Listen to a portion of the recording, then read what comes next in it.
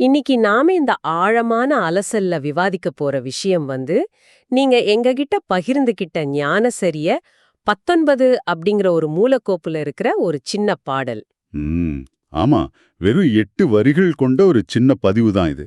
ஆனா இந்த 8 வரிகளை நாம் படிச்சப்போ மனிதர்களோட இரக்க குணம், அதாவது ஒரு உச்சக்கட்ட எதிர்பார்ப்பற்ற அன்பு எந்த அளவுக்கு விரிவடைய முடியும் அப்படிங்கறத நினைச்சு நான் உண்மையிலே பிரமிச்சு போயிட்டேன். கண்டிப்பா. பலருக்கும் இத மேலோட்டமா பார்க்கும்போது ஏதோ ஒரு பழைய காலத்தில் ஆன்மீக பாடல் மாதிரியோ அல்லது ஒரு மதப்பதிவு மாதிரியோ தோணலாம். எனக்கும் ஆரம்பத்துல அப்படிதான் தோணுச்சு. ஆனா நாம இத கொஞ்சம் பெரிய கண்ணோட்டத்துல பார்க்கணும். ஒரு மனித மனம் தன்னோட சுயநலத்தை எல்லாம் தாண்டி ஒட்டுமொத்த மனித சமூகத்தையும் எப்படி தன்னுடனே அரவணைச்சிக்க துடிக்குது அப்படிங்கிறதுக்கான ஒரு மிக சிறந்த ஆவணம் தான் இந்த பாடல். அதாவது தனக்கு கிடைச்ச ஒரு உச்சக்கட்ட மன அமைதி உலகத்துல இருக்கிற எல்லாருக்கும் கிடைக்கணும்னு நினைக்கிற அந்த தூய்மையான மனநிலை. சரியா சொன்னீங்க. இது வெறும் பக்தி சார்ந்தது கிடையாது. இது மனித பரிணாமத்தின் உச்சம்னு கூட நம்ம சொல்லலாம். எனக்கு இது ரொம்பவே சுவாரஸ்யமா இருக்கு. தகவல் பெருவெள்ளத்துல மூழ்காம ரொம்ப விரைவாகவும் அதே சமயம் தெளிவாகவும் ஒரு அறிவை பெற விரும்புறவங்களுக்கு இந்த பாடல் ஒரு மிகப்பெரிய ஆஹா தருணத்தை கொடுக்கும்னு நான் உறுதியா நம்புறேன். நிச்சயமா கொடுக்கும். அந்த அளவுக்கு இதுல ஆழமான உளவியல் இருக்கு. சரி, நாம இந்த பாடலோட முதல் 2 வரிகளை எடுத்துக்கலாம். நானுரைக்கும் வார்த்தையெல்லாம் நாயகன்றன் வார்த்தை, நம்புமினோ நமரங்காள் நற்றரணம் இதுவே. இந்த வரிகளை படிச்ச உடனே உங்க மனசுல என்ன தோணுச்சு? எனக்கு தோணுன முதல் விஷயம் இதுல இருக்கிற அந்த அதீதமான தைரியம்தான். சாதாரணமா நம்ம ஒரு கருத்தை சொல்லும்போது என் கருத்துப்படி இது சரின்னு படுது அல்லது நான் இப்படி நினைக்கிறேன் அப்படின்னு கொஞ்சம் தயக்கத்தோடு தான் வார்த்தைகளை பயன்படுத்துவோம். ஆமா, ரொம்ப பாதுகாப்பான வார்த்தைகளை தான் நாம எப்பவுமே தேர்ந்தெடுப்போம். ஆனா இங்க அவர் நான் சொல்றதெல்லாம் இறைவனோட வார்த்தைகள், அந்த பேரறிதோட வார்த்தைகள் அப்படின்னு எந்த தயக்கமும் இல்லாம ரொம்ப உறுதியா சொல்றாரு. இத பார்க்கும்போது ஒருவேளை இது அகங்காரமான ஒரு பேச்சோ அப்படின்னு சிலருக்கு தோண வாய்ப்பு இருக்கு. எனக்கும் ஒரு நிமிஷம் அப்படிதான் தோணுச்சு. ஆனா கொஞ்சம் ஆழமா யோசிச்சு பார்த்தப்போ சில விளையாட்டு வீரர்கள் அல்லது பெரிய கலைஞர்கள் சொல்லுவாங்களே, அந்த குறிப்பிட்ட நேரத்துல நானே அங்க இல்ல, ஏதோ ஒரு பெரிய சக்தி என் மூலமா வேலை செஞ்சது அப்படின்னு. எக்ஸாக்ட்லி. அந்த மாதிரி ஒரு முழுமையான தெளிவிலிருந்து வந்த வார்த்தைகள் தான் இது. நீங்க ரொம்ப சரியான ஒரு ஒப்பீட்டை முன்வைக்கிறீங்க. அப்போ இதுல அகங்காரம் அப்படிங்கிற பேச்சுக்கே இடமில்லேன்னு சொல்றீங்க? கண்டிப்பா இடமில்ல. ஏன்னா அகங்காரம் இருக்கிற ஒருத்தர் இது நான் செஞ்சேன், இது என்னோட தனிப்பட்ட அறிவு அப்படின்னு தான் எப்பவுமே உரிமை கொண்டாடுவார். ஆனா இங்க அவர் தன்னோட தனிமனித அடையாளத்தை முழுமையா அழிச்சுக்கிறாரு. உண்மைதான்.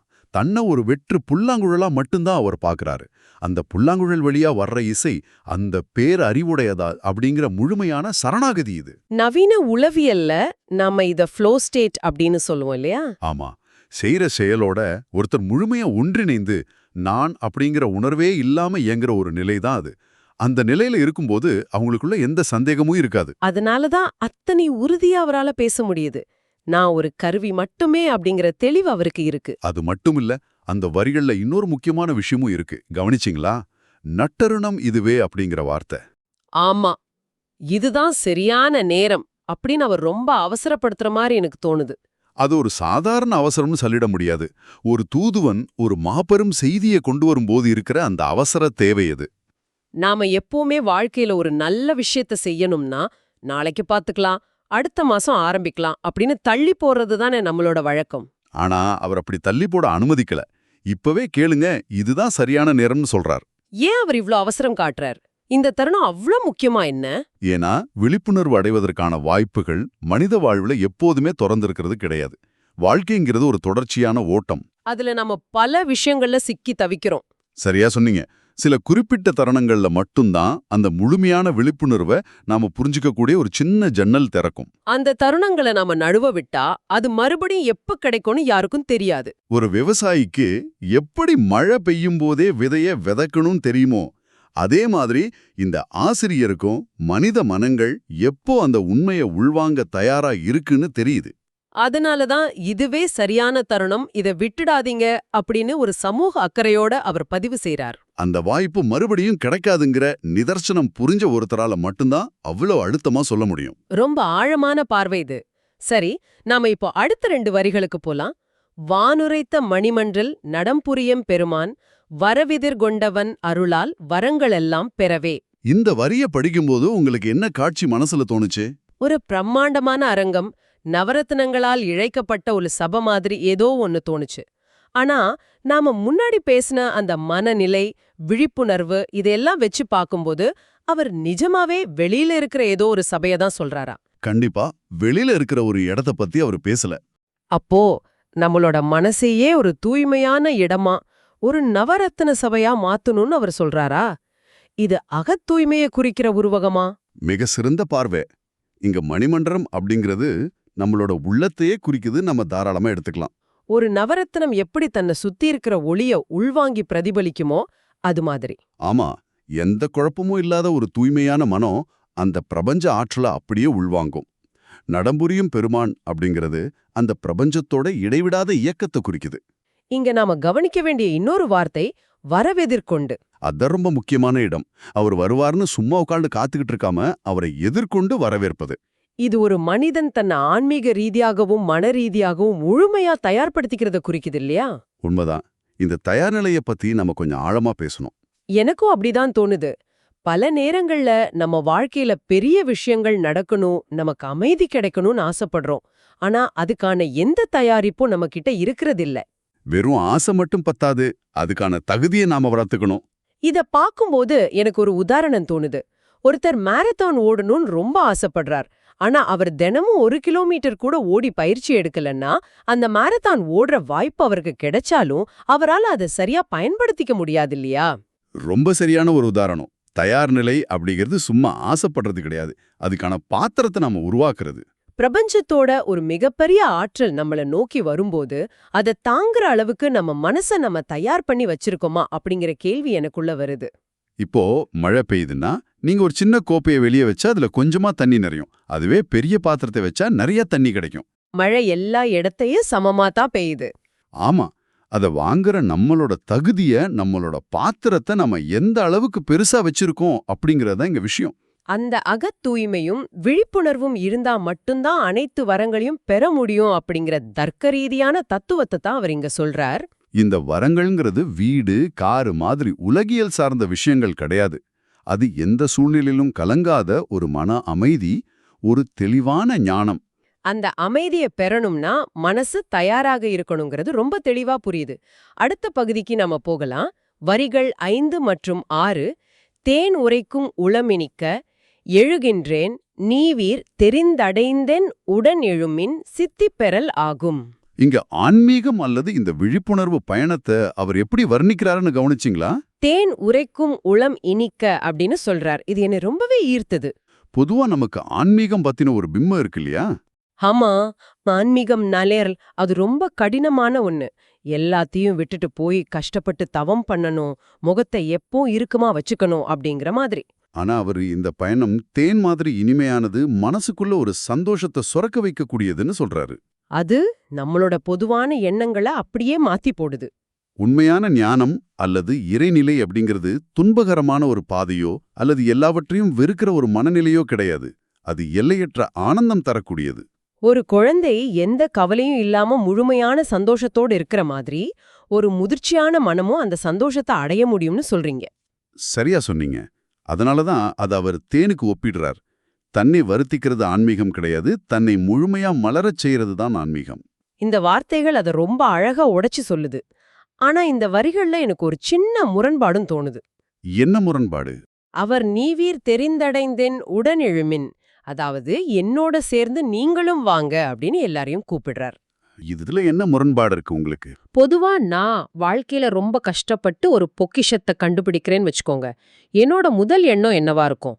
அப்பாடா, நமக்கு ஒரு நல்ல விஷயம் கிடைச்சிருச்சு, இதை யாருக்கும் தெரியாம நாமளே பத்திரமா வச்சுக்கணும் அப்படிங்கிறது தான். மனிதர்களோட இயல்பான ஒரு மனநிலை, அதுதான் உண்மை.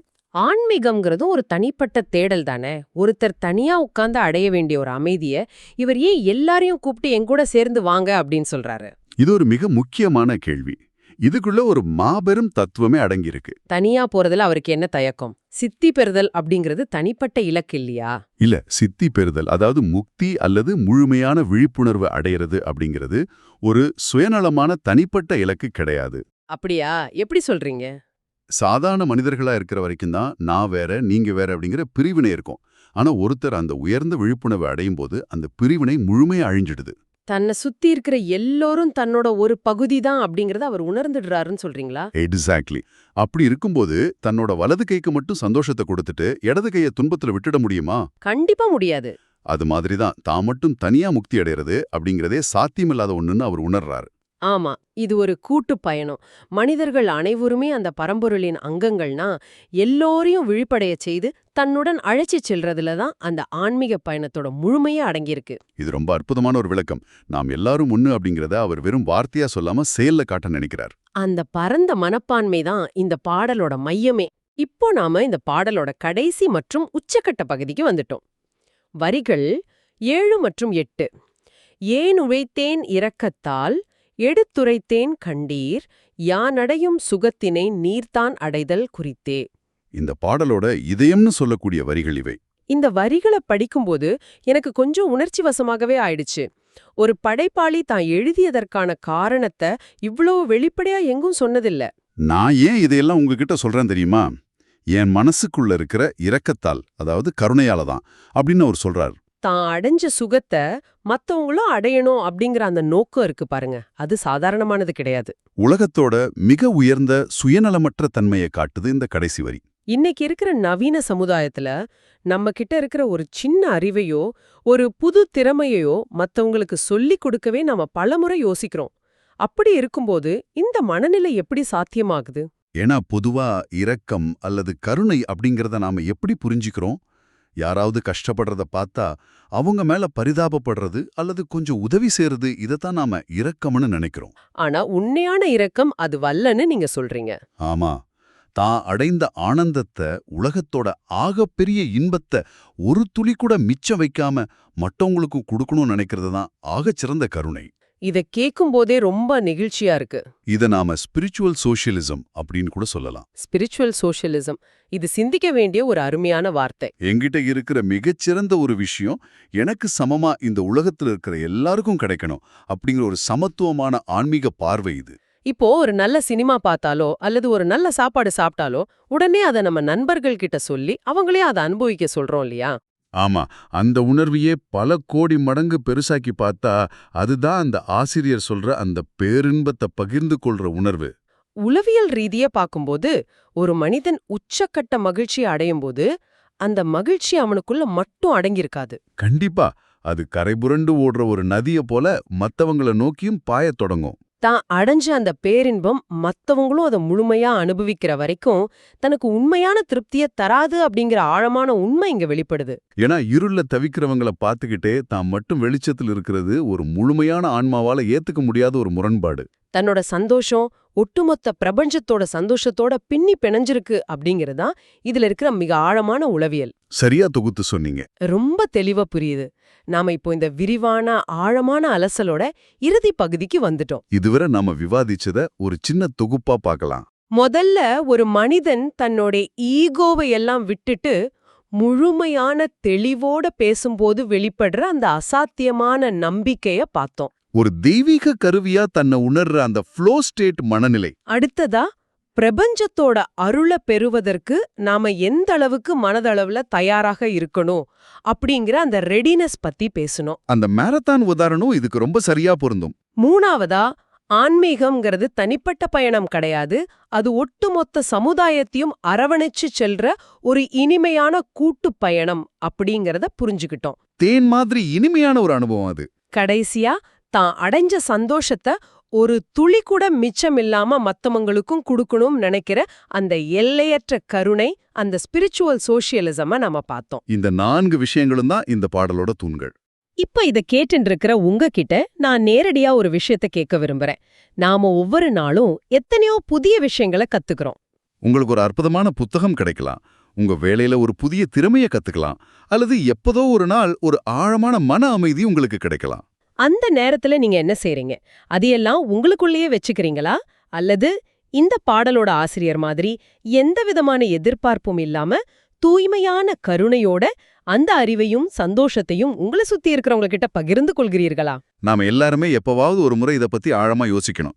நீங்க கேட்ட கேள்வி ஒவ்வொருத்தரும் தங்களுக்குள்ள கேட்டுக்க வேண்டிய ஒரு முக்கியமான சுய பரிசோதனை கேள்வி. கண்டிப்பா இந்த 8 வரிகள் நம்ம சிந்தனையை ரொம்பவே விரிவுபடுத்தியிருக்கு.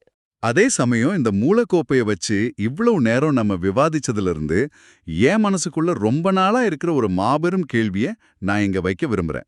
சொல்லுங்க, அது என்ன கேள்வி? இத நீங்க எல்லாரும் யோசிச்சு பார்க்கணும். ஒரு மனிதன் தனியா அடையிற மகிழ்ச்சி அல்லது முக்தி அப்படிங்கிறது உண்மையிலேயே முழுமையானது தானா? இது ரொம்பவே சிந்திக்க வைக்கிற ஒரு விஷயம். தன்னை சுத்தி இருக்கிற மனிதர்கள் அறியாமையிலையும் துன்பத்திலையும் இருக்கும்போது ஒருவரால மட்டும் தனிச்சு உண்மையான பேரின்பத்தை முழுமையா அனுபவிக்க முடியுமா? தான் பெற்ற இன்பத்தை மத்தவங்களுக்கு கொடுக்க முடியாட்டி அந்த இன்பத்துக்கே அர்த்தம் இல்லாம போயிடுமா? அதுதான் என்னோட கேள்வியும். தனிமைப்படுத்தப்பட்ட ஒரு சந்தோஷம் உண்மையிலே சந்தோஷம் தானா அப்படிங்கறத நீங்க எல்லாரும் ஆழமா சிந்திச்சு பாருங்க. நம்மளோட தனிப்பட்ட மகிழ்ச்சி மத்தவங்களோட மகிழ்ச்சியோட எந்த அளவுக்கு இணைஞ்சிருக்கு அப்படிங்கறத நீங்களே உங்களுக்குள்ள கேட்டுக்கோங்க. ஒரு சின்னஞ்சிறு பாடல் மனித மனசோட எவ்ளோ பெரிய பரிமாணங்களை நமக்கு திறந்து காட்டியிருக்குன்னு நினைக்கும்போது ரொம்ப ஆச்சரியமா இருக்கு.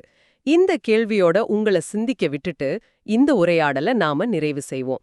அந்த பாடல்ல சொன்னது போல, இது ஒரு நச்சருணம். ஆழமா சிந்தியுங்க. மீண்டும் ஒரு முறை இன்னொரு புதிய தேடலோடு உங்களை சந்திக்கிறோம். தொடர்ந்து கேட்டுக்கொண்டே இருங்கள், கற்றுக்கொண்டே இருங்கள்.